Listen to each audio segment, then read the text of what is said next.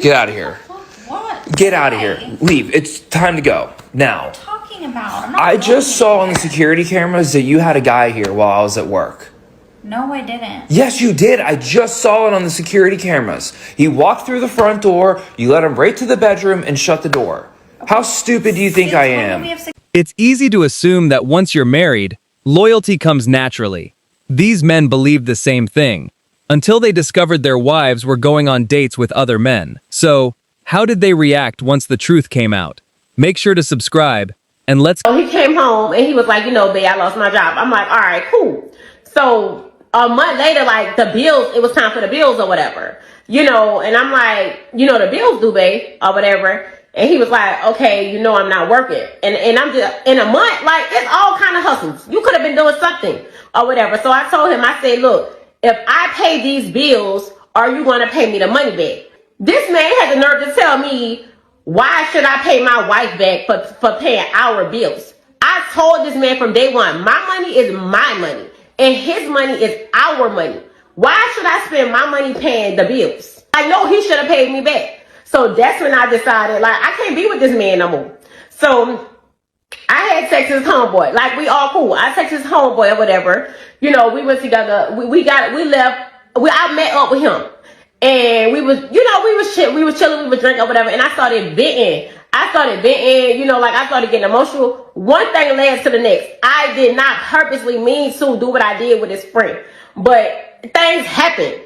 Like, y'all understand what I'm going through. Everything about this situation feels off, and it's pretty clear she's not being completely honest. If she had genuinely been that upset, she probably would have called one of her girlfriends. Instead, she contacted his friend, which makes it seem like she may have had something else in mind. In a marriage, both people are supposed to be on the same team. If his money is used to support the family, hers should contribute too. I can make it work. I don't know what to do anymore.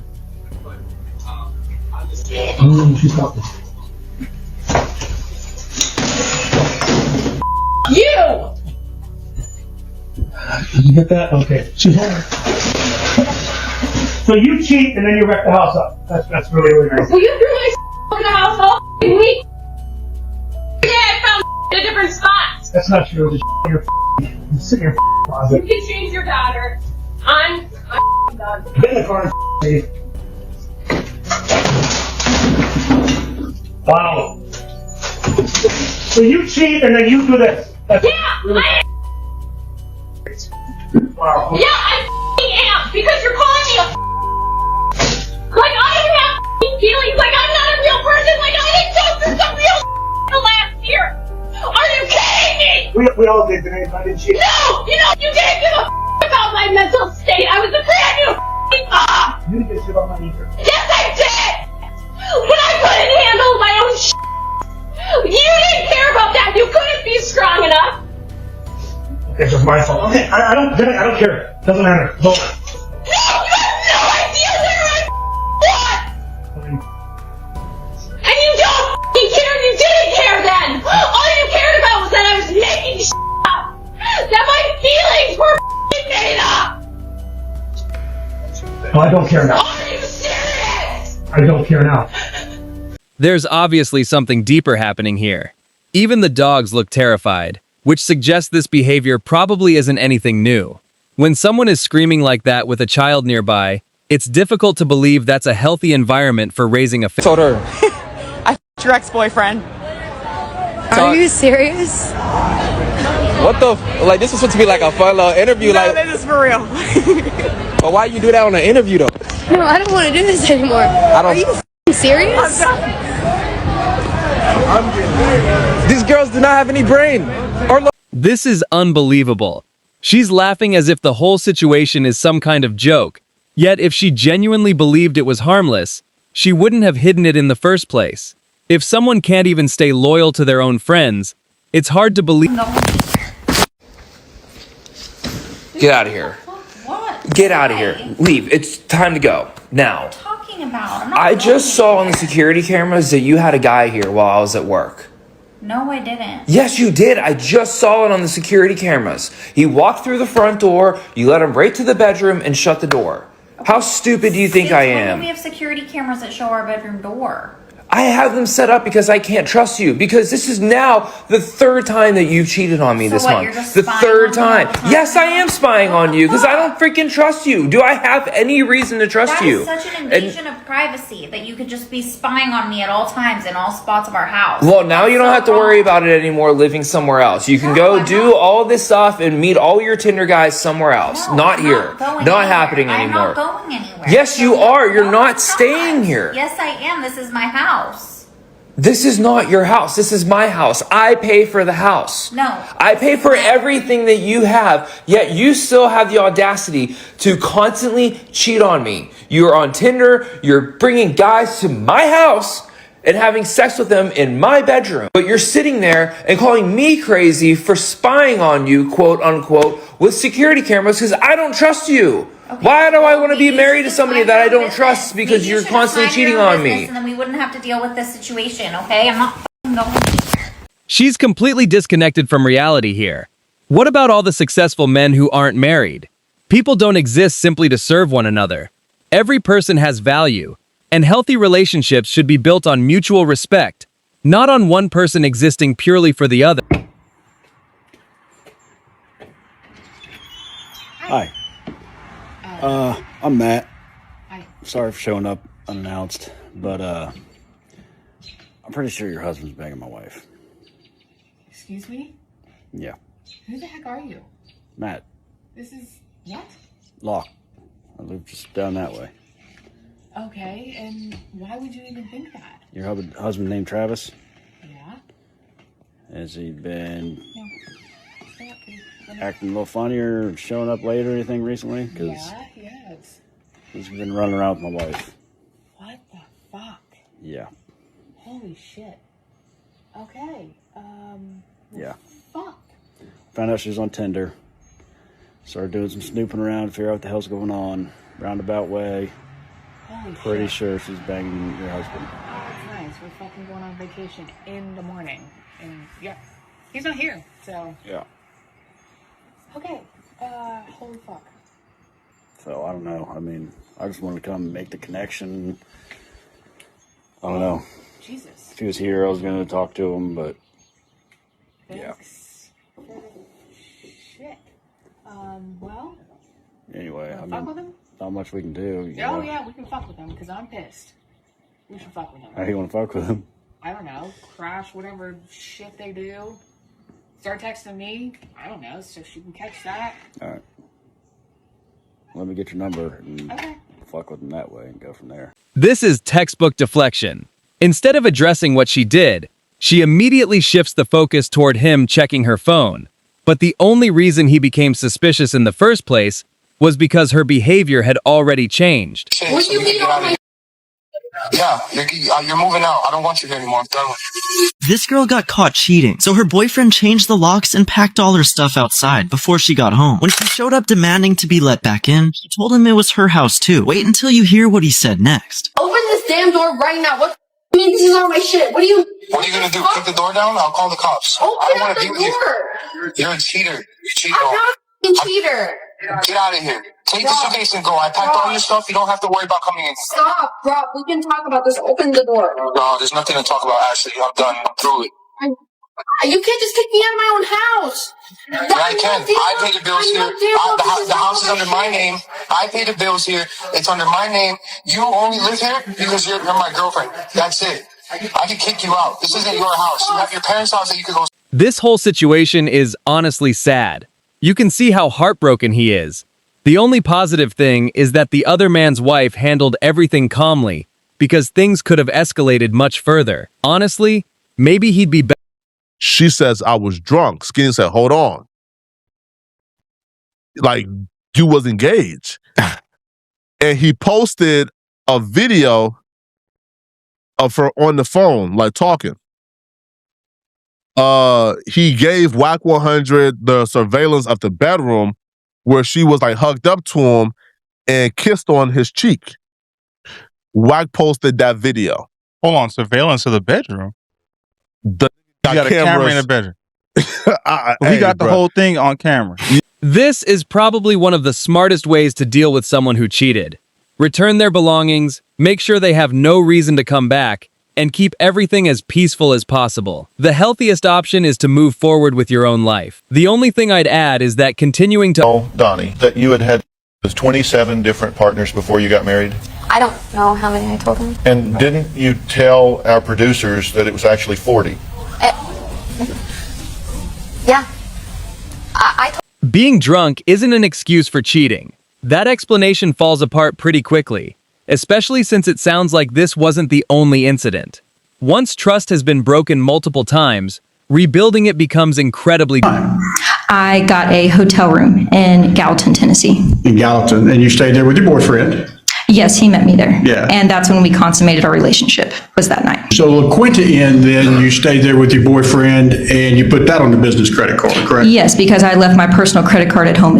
Now, is this your back storage room at the office? Yes, it is. And that's Mr. Draper, I take it? Yes, it is. Okay. And he's here today, correct? Yes, he is.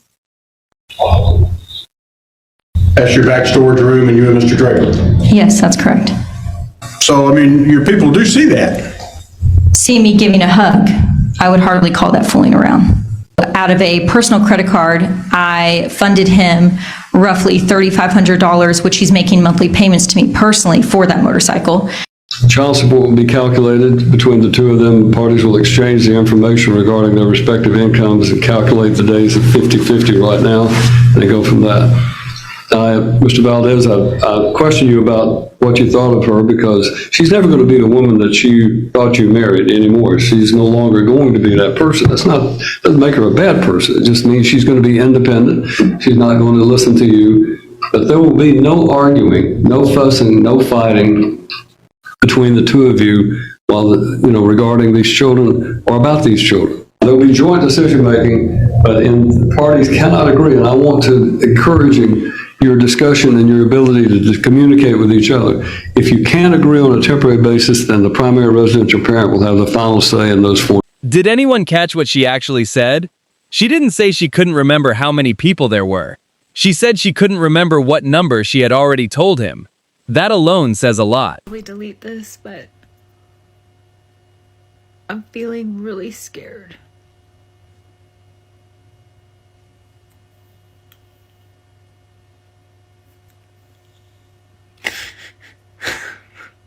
I wasn't looking to be alone at 48. I didn't get married to get divorced.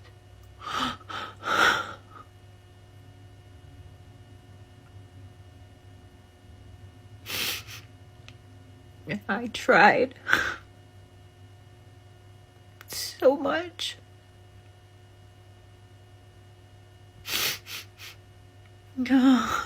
Like, I can't imagine being with anyone else. I mean, I can, but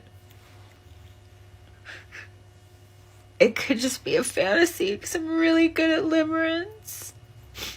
I'm really good at living in the positive, the what could be's. I don't know.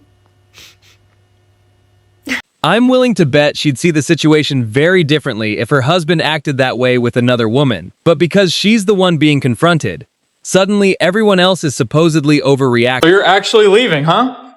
Yes. You're out of here? Yes. Bet. Have fun. You need help carrying those? You should probably call up Tyler to come help you, since you want to move in with him. Can you open the door? No. You can open up the door yourself. Tell Tyler I said hi. Okay, bye. Go. Change the locks after you leave, too. Maybe she never planned on getting divorced when she first got married. But sometimes people reach a point where they believe walking away could benefit them financially. And that can become part of their decision whether they openly admit enough in the post-divorce life is how much that breakup, that very first breakup of a somewhat serious relationship where feelings are really getting involved, sucks. Like almost worse than the divorce itself. Now, what I did in my marriage was basically slow quit it. Now, I didn't know what that was at the time, but my feelings for him and the breakup kind of was happening over a period of years where it was just a very slow death to the relationship.